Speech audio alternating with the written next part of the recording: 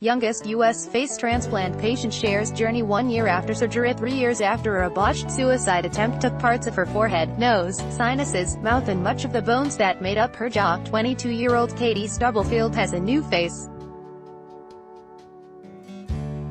In 2014, an 18-year-old Stubblefield went to her brother's home in Oxford, Mississippi, and used his hunting rifle to try and kill herself after enduring months of chronic gastrointestinal troubles, finding out her parents were jobless and that her boyfriend was cheating on her. At the time of the incident, her brother, Robert, had stepped out of his home to call their mother, Alicia, to discuss just how hurt and betrayed Katie was feeling. Within moments, Robert found his sister covered in blood, with his .308 caliber hunting rifle nearby.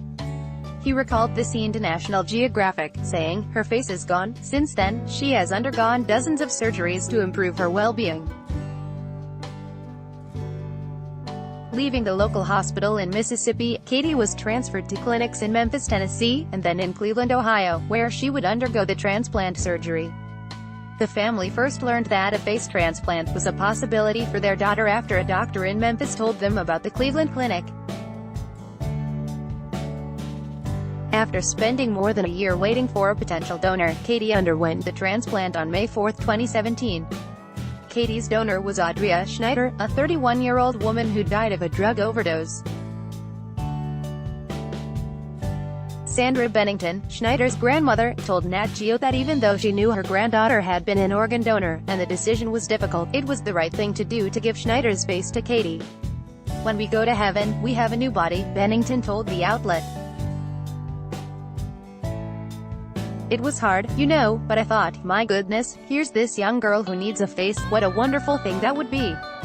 It just seemed like it was meant to be," she added.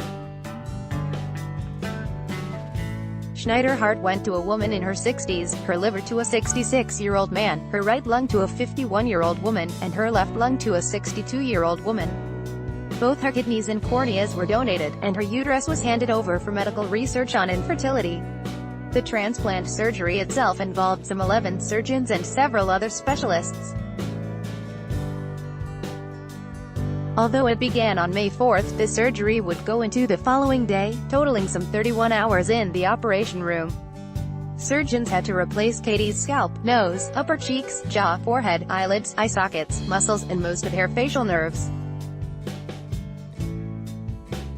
With insurance companies not covering face transplant surgeries, because they're deemed experimental, the U.S. Department of Defense footed the bill through the Armed Forces Institute of Regenerative Medicine. The funding was contributed as part of efforts to improve treatments for U.S. soldiers who have suffered similar injuries. At 21, with a face severely wounded by ballistic trauma, Katie was the closest the Pentagon might ever come to a stand-in for its wounded warriors, Nat Geo writer Joanna Connors wrote. Months after the surgery, Katie was discharged from the Cleveland Clinic on August 1, 2017. She is currently taking immunosuppressive drugs to prevent her immune system from rejecting the transplant. Whatever you got going on in your life, it's only temporary. Whether it's something with relationships or with a friendship, there's always someone else you can talk to, Katie told the publication. "I learned that you pretty much can tell your parents anything, and your parents, they love you. Life is precious.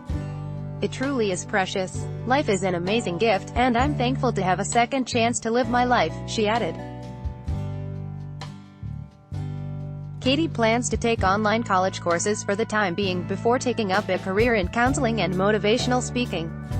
According to the CDC, 17.2% of high school students in the U.S. seriously considered killing themselves in 2017. In many cases, the National Youth Risk Behavior Survey found that family issues, body image and school and social life played roles in teens considering suicide. Katie was the third person to undergo a face transplant at the Cleveland Clinic and one of 40 worldwide. She is the youngest person to undergo such a surgery in the U.S., according to Nat Geo. For 2 years, staffers from National Geographic followed the Stubblefields throughout their daily lives, recording Katie's journey. Their work was published Tuesday for the magazine's September issue.